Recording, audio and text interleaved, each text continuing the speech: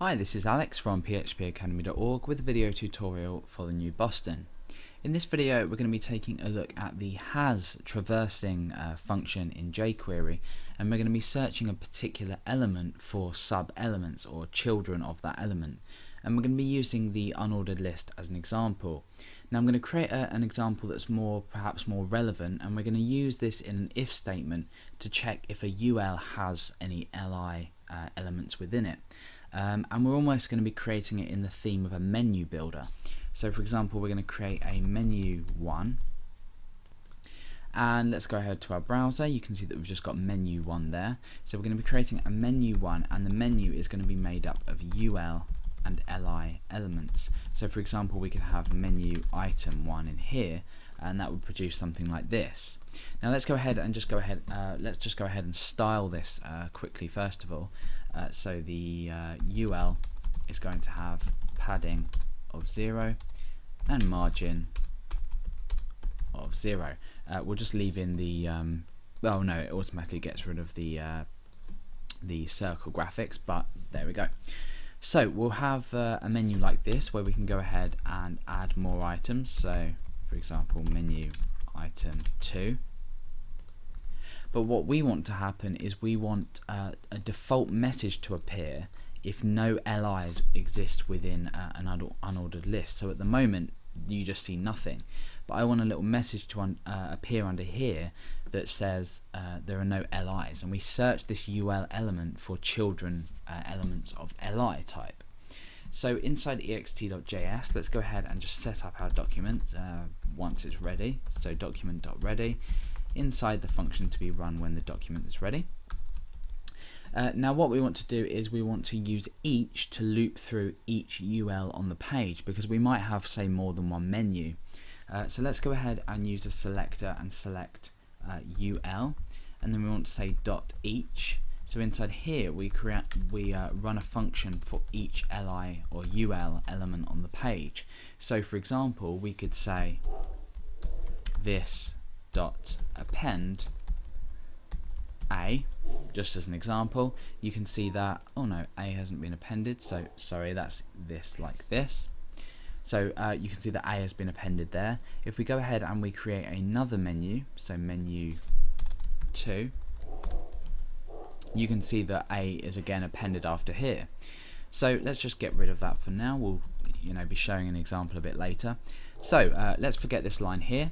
What we want to do is for each UL element, we want to first of all, I'm going to create a variable called this selector, which is equal to this. This just means that we don't have to keep using $ and this. And then what I want to do is create my if statement, and my if statement is going to be, or the condition is going to be, if an li element exists within or if an li element doesn't exist within a UL parent, I want to go ahead and create the message empty menu.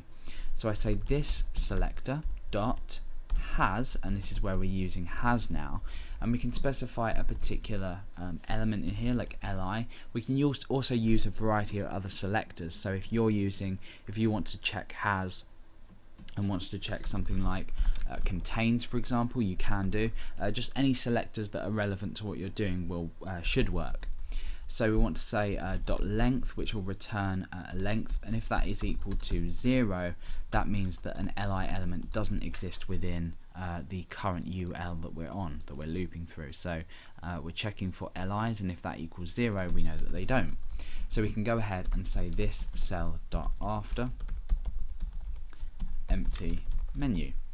So now what's going to happen is, because we don't have any elements in here, once we loop through this UL, we are checking if it has any li. We're returning the length, which essentially will return the length of how many it does have.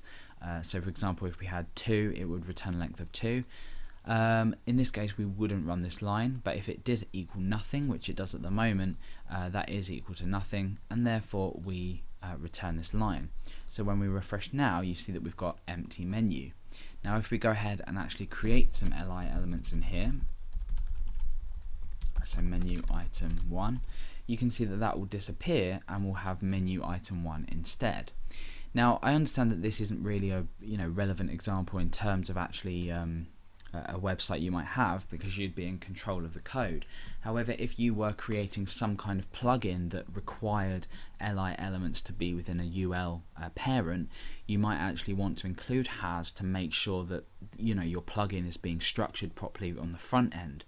So it's extremely useful in that sense.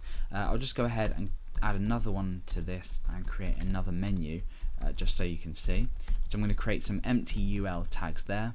And when I refresh, we've got menu item 1, which has got menu 1, which has got menu item 1 and menu item 2, and menu 2, which is empty menu.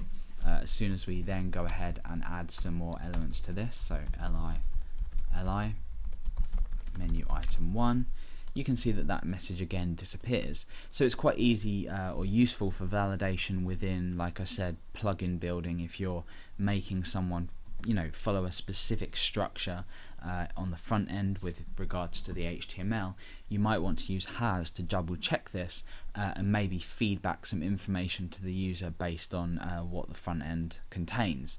So that's quite a useful way of using it, but for now that's the has function in jQuery.